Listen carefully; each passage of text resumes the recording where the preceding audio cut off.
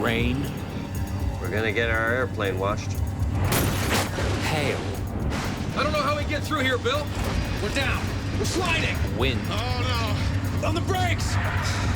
In a heartbeat, He's gonna crash! bad weather can turn an ordinary flight into a fight for survival. The pilots did their very best to recover from the situation, and it didn't work out. The right information, the right equipment can be the difference between life and death. All 4 engines have failed. In a constant battle between the planes we fly and the weather that batters them. Brace for impact!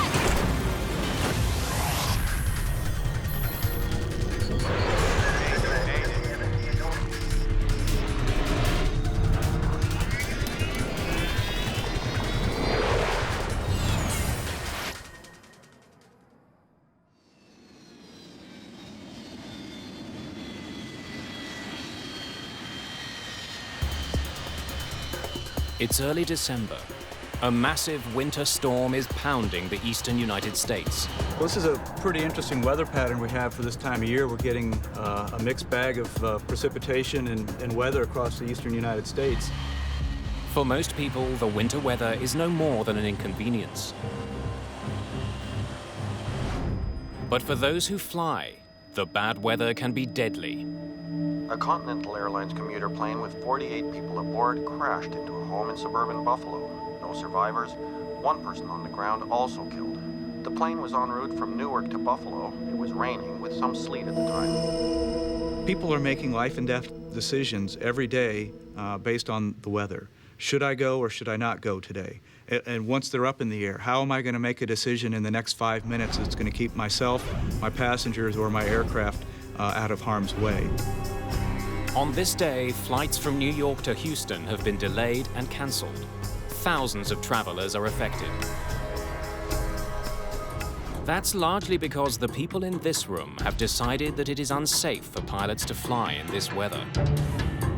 Our mission here is to provide safety and safe flying. What's happening now, it's an existing condition, so... Looks like some discrete supercells in there. This room is every pilot's first line of defense against getting caught in a storm. It's the federal government's Aviation Weather Center in Kansas City, Missouri. 24 hours a day, 7 days a week, the meteorologists in this room scan the skies across the United States for the kind of weather that can bring down a plane. The storm they're tracking today is just that kind of weather. What we're monitoring is a lot of severe weather in the Carolinas and continuing to get severe thunderstorm warnings and tornado warnings there. The meteorologists have detected thunderstorms moving towards Atlanta, Georgia. They've warned pilots and air traffic controllers of the looming danger. The result is immediate. So you had planes that were on the ground that could not take off. Then you had planes that were arriving that were unable to land. And then you have to factor in that they were going several hundred miles around this line of thunderstorms. The meteorologists will track this storm throughout the day. They know weather can change in an instant. So they're not just tracking storm systems, they're also trying to predict where new storms are going to develop. We've got to keep our eye on every hazard and always be prepared for it to pop up. Today, the people who work here also have to find a way to keep planes out of the storms that are rolling through the south. As traffic managers, we need to work with the FAA in routing safe routes for aircraft to go around those thunderstorms because they just can't go through them or over them. So using these two images together, we can get a good three-dimensional or even four-dimensional picture of the atmosphere and how moisture is moving around in there. Thunderstorms are a lethal threat to pilots. The clouds that contain them are massive. They're usually much too tall to fly over, and the weather inside them can be treacherous. In no instance does any aircraft want to go into a thunderstorm. Lightning strikes, hail can certainly damage the airframe, and in the extreme cases, there can be so much liquid precipitation in that thunderstorm that it'll cause a jet engine to flame out. The meteorologists here understand the danger of thunderstorms, and one devastating crash has taught them much of what they know.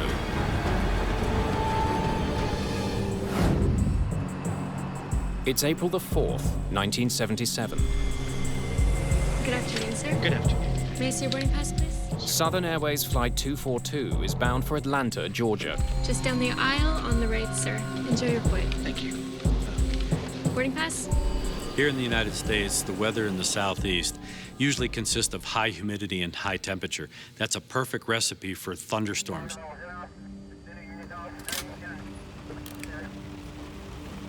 It was raining in Huntsville, and they said, oh, it's going to be some bad weather, don't serve. So we did not serve from Huntsville to Atlanta, which is a very short route, and we were delighted not to be serving. Aircraft dispatchers provide flight crews with pre-flight weather information. Looks like you guys got a good one coming. Sure thing. Have a good one. That weather was 2 hours old. It was no longer updated. I was a little surprised that we took off when we did. I really thought we'd taxi out to the end of the runway and hold for a while because the weather looked so bad. But we taxied out and immediately took off. Before the pilots get very far, they receive an ominous weather warning from air traffic control. Southern Airways 242, I'm painting a line of weather which appears to be moderate to possibly heavy precipitation. Starting about 5 miles ahead. Okay, we're in the rain right now. It doesn't look much heavier than what we're in right now, does it? Back in 1977, pilots were more reliant on their own skills, abilities, and knowledge than they were on air traffic control. In this particular instance, they had onboard weather radar. I can't read that. Just looks like rain, Bill. What do you think? There's a hole. There's a hole right there. That's all I see. Pilots use their radar to avoid bad weather. They stay away from regions that are illuminated on the display screen. Coming over, we had pretty good radar. I believe right straight ahead. There. The next few miles is probably the best way we can go. So between that information and looking out the window, they were able to make what they believed were the right decisions about traversing the weather. As the pilots of Southern Airways Flight 242 attempt to carve a path through the thunderstorms, they encounter a wall of storm cells. It looks heavy. Nothing's going through that. The storm closes in on the aircraft. That's a hole, isn't it? It's not showing a hole, is it? The gap between the thunderheads the pilots thought they had seen on their radar no longer seems to exist. Pilots don't like thunderstorms in any way, shape, or form, only because it poses a threat to the safe operation of the airplane. Because of the high velocity winds, the potential for hail, wind shear, that all has a dramatic effect on the capabilities of not only the pilot, but of course the aircraft as well.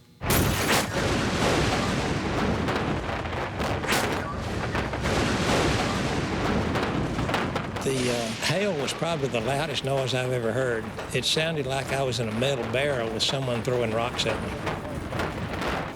The DC-9 plunges into the storm clouds. Which way do we cross here or go out? I don't know how we get through here, Bill. Enormous hailstones continue to pound the aircraft. You're just gonna have to go out. Yeah, right across that bed. All clear left, approximately right now. The pilots try to escape the storm. They use their radar to guide them through it. I think we can cut across there. But their radar is deceiving them. What they think is a hole is in fact the most intense part of the storm ahead. The pilots of Southern Airways 242 ended up flying into an environment where multiple thunderstorms came together and created a line, or what they call a squall line.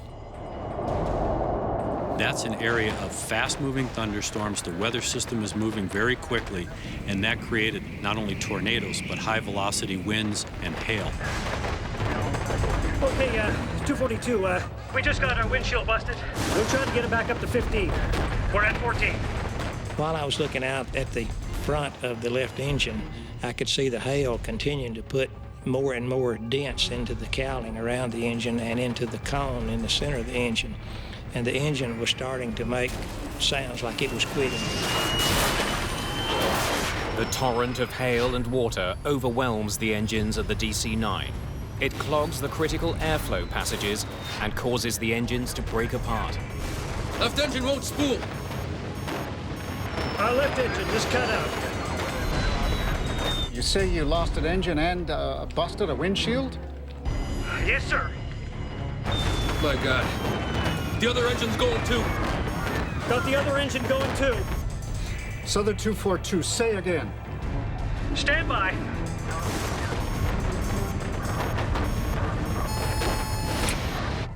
We lost both engines.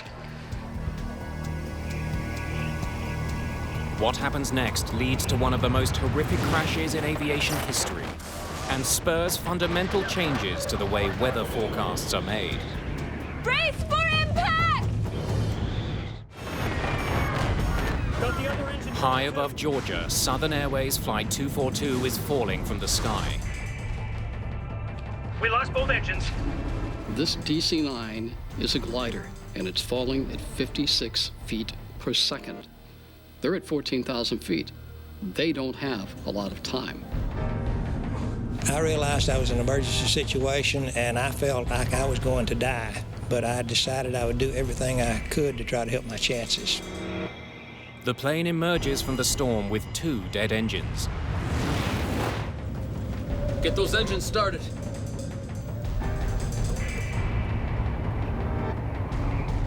Billy, you have to find me a highway. Let's get the next clear open field. No, Bill. Lyman Keel is a young man who has just come back from the proving ground of Southeast Asia, where he was a naval aviator. He learned the niceties of landing on a rolling, pitching aircraft carrier in the South China Sea in the middle of the night. What he was confronted with right now was even a greater test, the greatest test he had ever confronted in his life as an airman. Flaps. They're down to 50. Unable to restart the engines, Lyman Keel prepares to land his aircraft on Georgia State Highway 92 without power.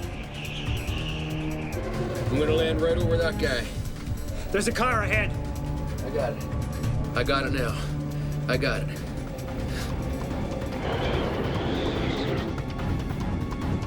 Brace for impact!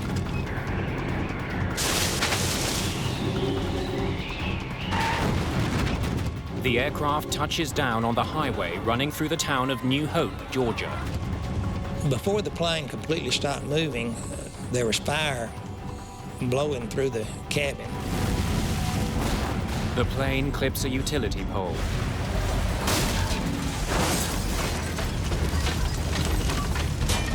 And slams into a gas station. Where I found myself after we woke up, sort of indescribable. And I could see a crack of light, and I thought, I'm going through that crack of light, come hell or high water.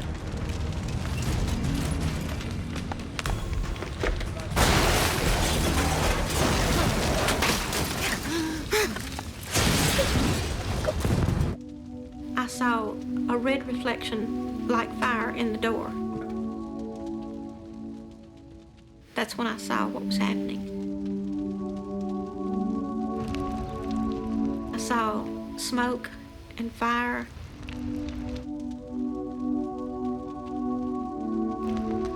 And the people that were coming toward me, they weren't screaming, they weren't yelling, they were quiet. I got back to the kitchen and I was just circled by people. They knew they were in a house, and I guess they felt safe, and they needed somebody to help them. And I'll remember to the day I died just staring there at the trees burning and pine trees burning and pieces of aircraft. It was so unreal. 22 people survived the crash of Flight 242. 72 people were killed. Southern Flight 242 crashed after the DC-9 jet lost power in both engines. The tragedy involving Flight 242 was avoidable had the crew been provided up-to-date weather information when they were in Huntsville.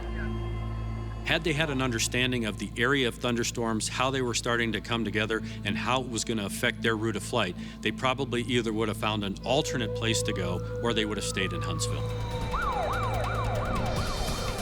The importance of timely weather information makes the Aviation Weather Center critical. After Southern Airways 242 crash in 1977, the NTSB, after their research, came out with two recommendations. One was to improve the resolution of the convective or the thunderstorm forecast information, and the other was to put Weather Service meteorologists in each of the air traffic control centers. And within a year, we did that. At the time of the Southern Airways crash, the Weather Center issued thunderstorm advisories every 4 hours. And in the United States, that's just too long of a window to capture the rapid development that we see in thunderstorms. So what they recommended, and which we have done ever since, is communicate to controllers and to pilots that are en route every hour, and if need be, we can do it in between those hourly observations if conditions are developing fast enough. As a result of the crash, the Weather Center created a new position: a meteorologist who does nothing but monitor the skies above the United States for thunderstorms. On this December day, the meteorologists tracking thunderstorms are very busy. Storms that had battered Atlanta are on the move. And you can see up in here, there's a minimum of aircraft, especially where those heavier storms were over eastern North Carolina. In addition to providing weather reports, the people here perform other crucial tasks. When the weather gets bad enough, they can also shut down huge areas of airspace. They do that by issuing warnings called SIGMETs. It's short for Significant Meteorological Information. It's an advisory to pilots to steer clear of the bad weather. Right now on radar. Once we become aware or are highly confident that there will be some dangerous weather, there's severe turbulence or severe icing, then we will issue what's called the SIGMET. What do I want the pilots to do? I want them to avoid that area. The lightning, it's still pretty recent, so. Today's storms are so severe that the meteorologists at the Aviation Weather Center are declaring areas of airspace out of bounds for aircraft. We issued a large area from Norfolk down through the coastal waters of Georgia for severe thunderstorms. Issuing a SIGMET is simple. The meteorologists highlight the area that planes are to avoid on their computers. The information is passed on to dispatchers, air traffic controllers, and pilots around the country. Planes are diverted immediately. Now, some of those planes going through there may be going around. They may be being helped by air traffic control to actually navigate around those individual thunderstorm cells. No doubt that they're being routed either away from or individually being very carefully tactically moved around those thunderstorm cells. The SIGMET issued by the Aviation Weather Center affects hundreds of flights along the eastern seaboard. Once it's issued, pilots often have to find a way around the danger zone. It's no longer just a suggestion. There are legal consequences to people to adhere to what we've put out. They're just legally not allowed to go into that airspace while that SIGMET's in effect. Declaring a SIGMET has enormous implications. Shutting down a volume of space that's the size of, say, Georgia. So that severely impacts traffic. The FAA and the air traffic controllers now need to decide how they're going to, as a system, move these routes and these aircraft, which can be hundreds of them operating in this space, around this particular hazard over the next 4 to 6 or even longer hours. Planes can fly around the area affected by a SIGMET, but that increases travel time and costs the airlines in extra fuel. The alternative is to keep planes on the ground until the SIGMET is lifted. They may increase safety, but SIGMETs are a headache for airlines and air traffic controllers. It averages out about 7,000 planes to 8,000 planes at any moment being managed. And so when you start shutting down large areas of airspace, which we certainly can do on a very active thunderstorm day, it leaves very little operating room for air traffic controllers to put planes through. Technology allows the meteorologists here to keep planes away from dangerous weather. But in aviation, some of the most dangerous weather is all but invisible.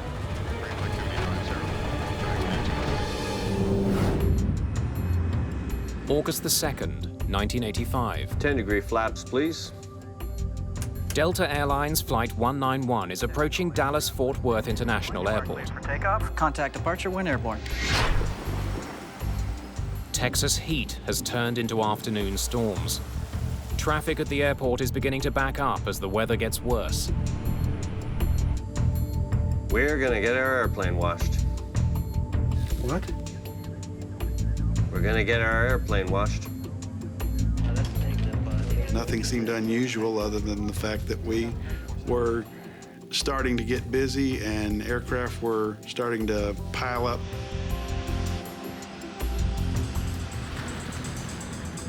Tower, Delta 191 Heavy, out here in the rain. Feels good. 191 Heavy. We're not getting any bad warnings from the weather or from other pilots, which we rely on as they come through it. As the pilots of Delta 191 prepare for landing, the rain begins to fall harder. It seemed like the closer we got into DFW, the worse the weather got. And it was turning into the rain instead of going around it. At the foot of the runway, one of the most ferocious types of storm clouds stands in their way. Before landing check. Landing gear. Down, 3 green. At the time, the type of storm the Delta crew is approaching barely has a name. John McCarthy is one of the world's leading experts on these storms. It is a tiny thing, meteorologically speaking, compared to a big storm or a snowstorm or a hurricane. It's just like a needle in a haystack. The needle is a microburst, one of the deadliest and at the time most poorly understood weather phenomena. They've taken down airliners before. But as Delta 191 makes its approach, there are no warning systems that can effectively alert the pilots of the danger they're in. Prior to 1985, the radars on board the aircraft were built to detect thunderstorms, essentially heavy areas of precipitation. They were not effective. They weren't even designed to detect the microburst. If you're at the kitchen sink and you turn on the water and it goes straight down and it splashes out in all directions. And that's kind of what a microburst is, except that it is extremely bad news if you're an airplane flying through it. When a plane hits a microburst, it encounters a complex and powerful set of conditions. Downdrafts and tailwinds batter a plane. It's a deadly combination. At its maximum strength, it's no more than 2 miles across, and it lasts no more than 15 minutes. So if you look at that little space and time window, it's very small. And so the probability of hitting one is low. Just short of the runway, Delta 191 flies into the microburst. You're gonna lose it all of a sudden. There it is.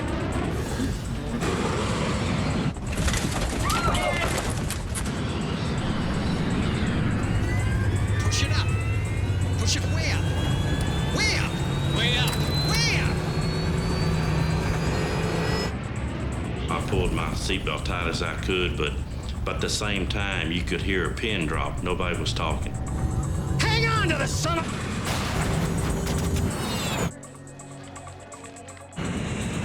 He's gonna crash. Damn it!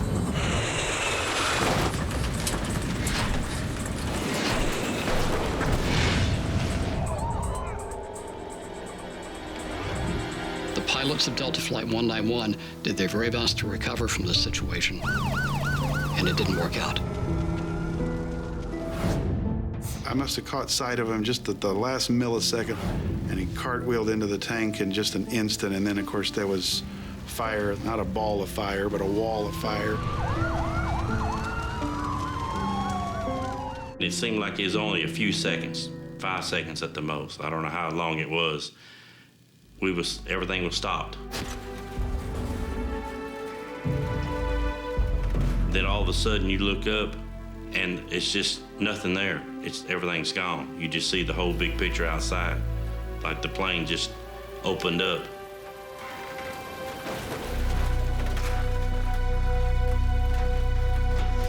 people just thrown around on the ground. Some were clothes on, some without clothes on, some were burned. Just 27 people survived the crash of Delta 191. Help! Over here! 137 people are killed. I had seen death before as a medic in Vietnam, but it had never been aimed at civilians, and certainly not on a mass casualty situation, and certainly not this suddenly. It's hard to blame the aircrew. Their job is to avoid thunderstorms, and there's probably a forecast for thunderstorms every day at Dallas in the summertime. Which ones do you avoid? And it's a very difficult problem. After the crash of Delta 191, the Federal Aviation Administration races to develop technology that can prevent microbursts from killing again. If there is one crash that we can look back on now and say, this made things safer because we learned from it, it was Delta 191. One of the most important lessons, that the technology in use at the time simply wasn't good enough. What we found out is that Doppler radar, which is on the ground, is incredibly effective in detecting microbursts. Unlike weather radar in use at the time of the crash of Delta 191, Doppler radar can also detect the direction of winds inside a storm. And if you look through the Doppler radar, you see a part of it that's going away from the radar and a part that's coming towards the radar. And if it's small, it's absolutely a microburst. It can be nothing else. So it has what we call an unambiguous signature of a microburst, which means we got it. When the Doppler radar system at an airport detects a microburst, it sends an alert to air traffic controllers. The controllers relay the warning to pilots on approach. Flight 236, microburst alert. 50 knot loss, 1 mile final, say intentions. After the crash of Delta 191, terminal Doppler weather radar was installed in airports across the United States.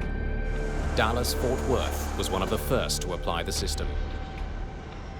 But technology is only one link in the chain. Sometimes, even with all the right information, pilots make disastrous decisions. There's your big what diddly. Yeah, we gotta get over there real quick.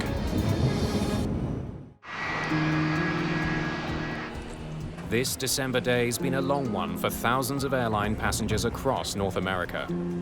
A winter storm is moving across the southeastern United States. The meteorologists at the Aviation Weather Center have shut down a large area of airspace. Hundreds of flights have been grounded or forced to divert around the storm. But shutting down that airspace doesn't take the pressure off. If thunderstorms do start to develop and become very strong and organized, we can't let that distract us from other hazards such as icing, turbulence, or even strong surface winds or low-level wind shear. The meteorologists here can see troubling weather ahead and let pilots know how to avoid it.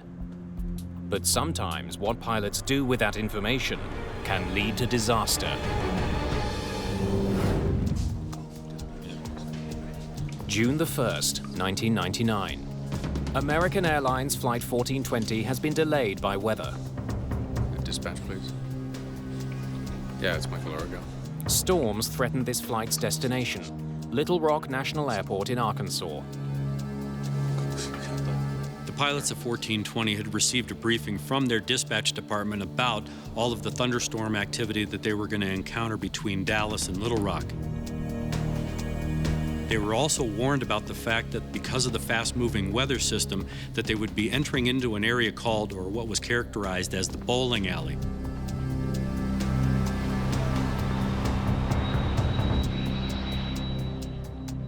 Two hours behind schedule, the pilots decide to make the flight.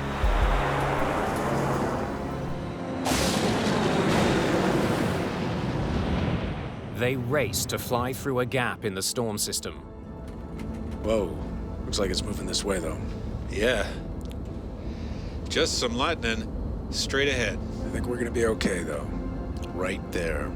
Yep, right down the bowling alley. As my friends would say, California cool. Cool. Beachy. Exactly. If they don't make it in time, they will either have to divert to another airport or land in severe weather conditions. They were made aware by dispatchers that they were going to have to get into this alley or this area of clear weather, and they didn't have a lot of time to do it.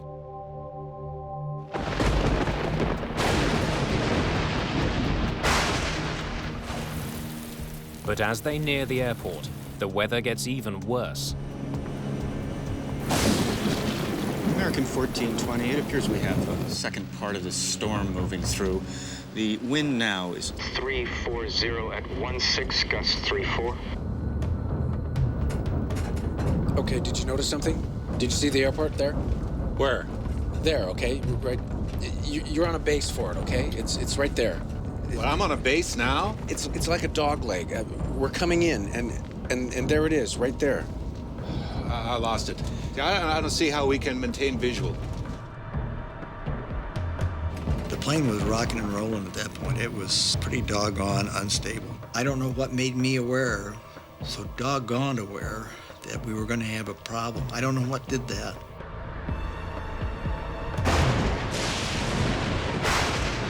One of the things that we analyzed was a statement by the captain that was recorded on the cockpit voice recorder. See, I hate droning around visual at night in weather without having any clue where we are. It gave us an indication that they didn't have situational awareness. They didn't really understand the gravity of the environment that they were flying into. American 1420, right now we have heavy rain on the airport. I don't have new weather for you, but visibility is less than a mile. And the runway 48 RVR is 3,000. As the pilots of American Airlines Flight 1420 attempt to land, visibility has been reduced even further. The wind's now 350 at 30, gusts 45. Can we land? 030 at 45, American 1420. 3,000 RVR, we can't land on that. No, 3,000 if what you do look we at... need? No, it's 2,400 RVR. Okay, right. Yeah, we're fine. The stress level of a pilot increases, especially in an environment where there's thunderstorms, only because multiple decisions are having to be made in very short periods of time. 15. Landing gear down. And lights, please. The pilots could divert to another airport, but they decide to attempt the landing. Air traffic controllers have detected a dangerous crosswind on the runway. Wind shear alert. Center field wind 350 at 32, gusts 45. North boundary wind 310 at 29. Northeast boundary wind 320 at 32. 1,000 feet. 20. 40-40 land. This is a can of worms. Wind is 330 at 28. I'm gonna stay above it a little. There's a runway off to your right. You got it? No. I got the runway in sight. You're right on course. I got it. Stay where I you're got at. it, I got it. Wind 330 at 23. Damn, we're off course. No, I can't see it. Way off. I can't see anything. Got it? Got it! With winds pounding the airport and the runway slick with rain, the pilots make their final approach. 40. 30. 20. 10.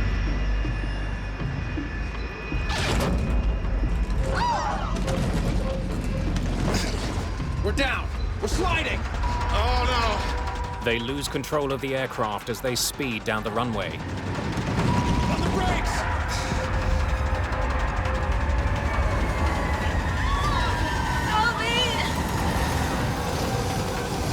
Other one! Other one!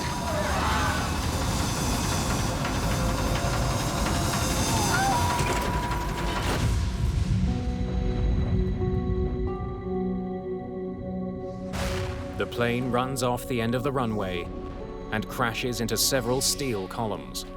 Well, I knew I was not going to die in that thing. I got out of that plane probably in 10 seconds. It's like being in war. Go, go, go. But not everyone is so lucky. 11 people are killed in the crash of American Airlines Flight 1420. including Captain Richard Bushman. Did they really know what they were getting themselves into? That was a key point for us as investigators. They went into an environment that was detrimental to their safety. The National Transportation Safety Board rules that the pilot's decision to land at Little Rock Airport was the primary cause of the accident. On the day of the crash, the pilots of Flight 1420 had to rely on controllers to relay information about conditions on the runway.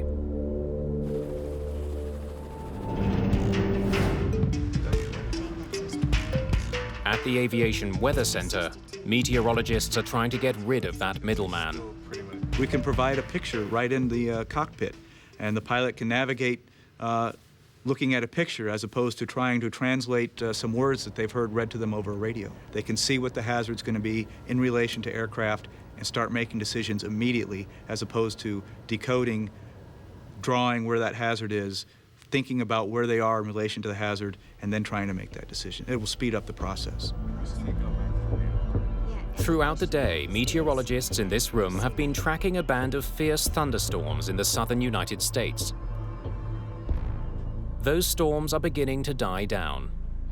Meteorologists have started to reopen airspace they had previously closed. Air traffic is returning to normal.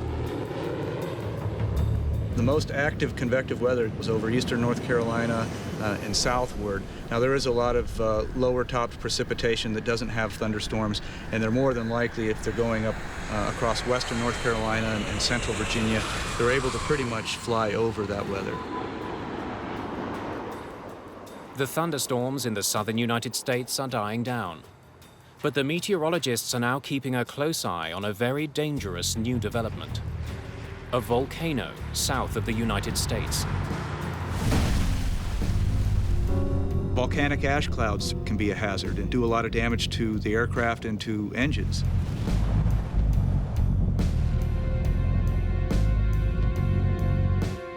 Nolan Duke is tracking weather over the Gulf of Mexico. This is Sulphur Hills. This is near Antigua and the Windward Islands, southeast of Puerto Rico, and it blew, it stacked. Soufriere Hills volcano has been venting ash for the past week. The volcanic ash cloud it's been releasing could prove deadly if pilots were to fly through it. The Aviation Weather Center has issued a SIGMET to keep planes away from the plume. Each one of these frames is an hour. And by sunrise, the volcanic ash cloud is this little milky region right in here. Sometimes it's very difficult to discern between the ash clouds and the meteorological clouds, but a well-trained eye with a lot of experience will see this ash cloud. We have 30,000 people living on platforms, drilling platforms out here at any given time. And they have 650 helicopters that fly every day over the northern Gulf of Mexico, delivering people, materials, and food to keep these drilling operations going. We thought it would end yesterday, and they forecasted it to puff and disappear, but it's still going today. As long as we can see ash plume, we will continue to issue the SIGMET. Unlike ash that you might see in a chimney or after a fire in a forest, this is not soft material at all. This is very fine, ground-up particles of solid rock and minerals. But that fine dust has the power to stop a 300-ton airliner. On June the 24th, 1982, the devastating effects of an ash cloud took the crew of a British Airways jet completely by surprise. Barry and I were just sitting there minding the shop. Pitch dark night, of course. And then we started to get these pinpricks of light on the windscreen. Mount Galunggung on the island of Java has erupted, but no warnings have been issued to pilots. When the 747 flies into the cloud, it collides with the volcanic ash particles inside. The friction creates a bright shimmering glow on the windscreen. Because it's such a dry environment up there, that frictional electrification produces the glow that we refer to as St. Elmo's fire. Same on my side. But the crew had no idea what they were looking at. This light show, if you like, had become more intense. In fact, we ended up sitting there with 2 sheets of brilliant white light in front of us in place of the windscreens. Passengers aboard the flight also see a strange glow around the plane's jet engines. Smoke begins to seep into the cabin around them. Volcanic ash has been sucked into the aircraft's ventilation system. With ash particles clouding the cabin and the aircraft lit up, the volcanic cloud deals its most deadly blow. Engine failure, number 4.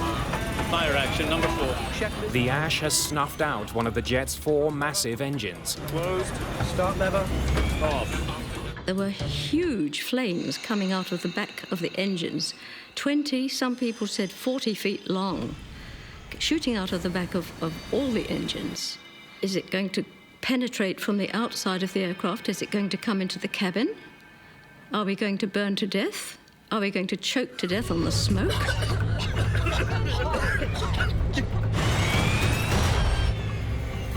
Number 2, engine's gone.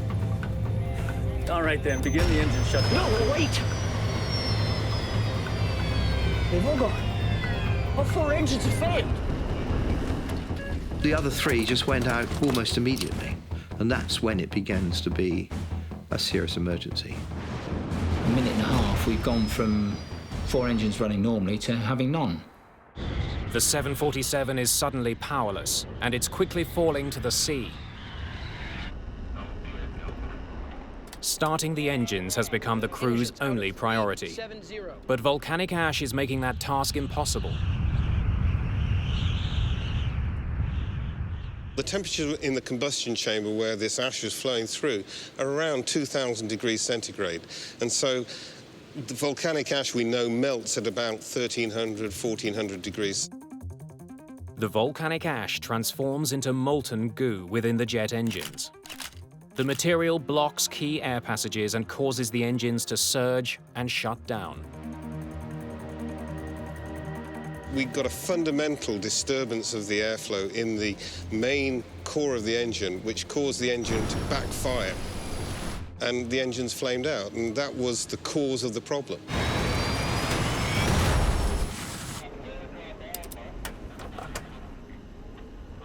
Roger, declare emergency. Mayday, Mayday, Mayday, Speedbird 9. We have lost all 4 engines out of 370. Without the engines, the 747 begins to fall from the sky. At an altitude of 35,000 feet, the pilots have less than half an hour before their aircraft will crash into the Indian Ocean. All right, begin restart drill. Set. Battery. Check. On. The standard restart drill takes 3 minutes to complete. Anything? Anything? No. Again. All right then, from the top, battery. The crew will have fewer than 10 attempts to start the engines. Fire switch. In. British Airways Flight 009's dead engines are having an effect inside the cabin. The engines usually maintain air pressure. Without them, the pressure is dropping. Passengers are having difficulty breathing. Breathe normally, Mum, not deeply. Standby power, open. Crossfeed valve, in. Fire switch, closed. We hadn't had any success with the drill at all, despite all the efforts we were putting in, but it was the only thing we had left to cling on to, so that's what we did. From the top again, battery, check, on. Standby ignition on, start lever on. All right, are we getting something? It's not starting. I knew it was so difficult to land aeroplanes on the sea, even when you had everything going for you. And I thought that, well, we haven't got much going for us here. I'd never done it before. Ladies and gentlemen, this is your captain speaking. We have a small problem. All 4 engines have stopped. We're doing our damnedest to get it under control. I trust you are not in too much distress. All right, from the top then. Battery. Check. On. Standby power. On. Start lever. Well, anything? No. All right then, from the top again. Battery. We had very few chances left of starting the engines before having to turn out to sea again, because we wouldn't have been able to clear the mountains on the south coast of Java. Then, with just 12,000 feet separating British Airways Flight 009 from the ocean, Fuel pressure. engine number 4 roars to life.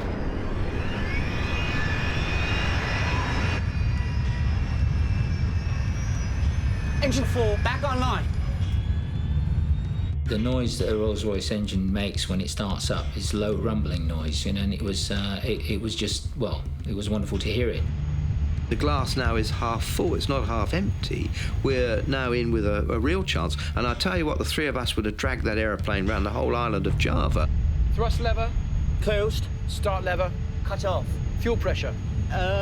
Available. Standby ignition on. Start lever on. Engine 3, back online. I don't believe it. Engines 1 and 2, both back online. As soon as you came out of the volcanic ash and the engines were not running, remember, so everything cooled down, it was enough for this stuff to break off and allow the engines to restart. We say, right, let's get this thing on the ground as quickly as we can. Ladies and gentlemen, this is your captain speaking. We seem to have overcome that problem and have managed to start all the engines.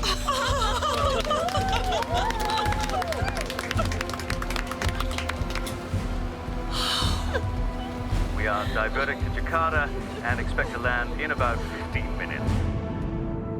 British Airways Flight 009 landed safely.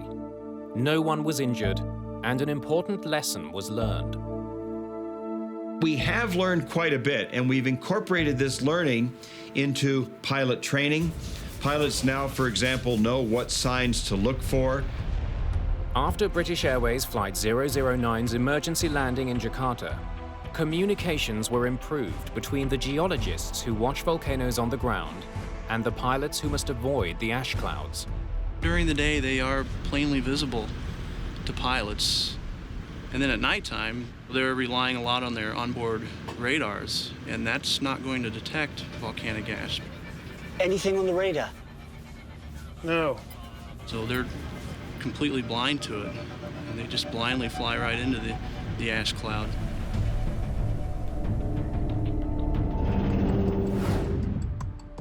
Today, meteorologists were forced to shut down airspace due to violent thunderstorms and volcanic ash. The weather on the East Coast is now clearing, and the volcanic plume is starting to thin. We never really seem to get a break where we can sit back and put our feet on the desk and relax. There's always something going, and there's always the next storm coming down the pipeline, and we got to address it. The next storm has begun to appear. Pilots in the Seattle region are calling in with reports of severe turbulence. But we've got 2 systems actually over the west that we're watching. One over now over Central California, and what looks like it's a little bit more powerful storm coming onshore into Washington and Oregon. That's certainly going to be our attention getter for the next day and a half. More than 1 million people got on an airplane on this stormy December day. Some planes were delayed, but there wasn't a single accident due to weather. That's the kind of result these meteorologists hope for every day.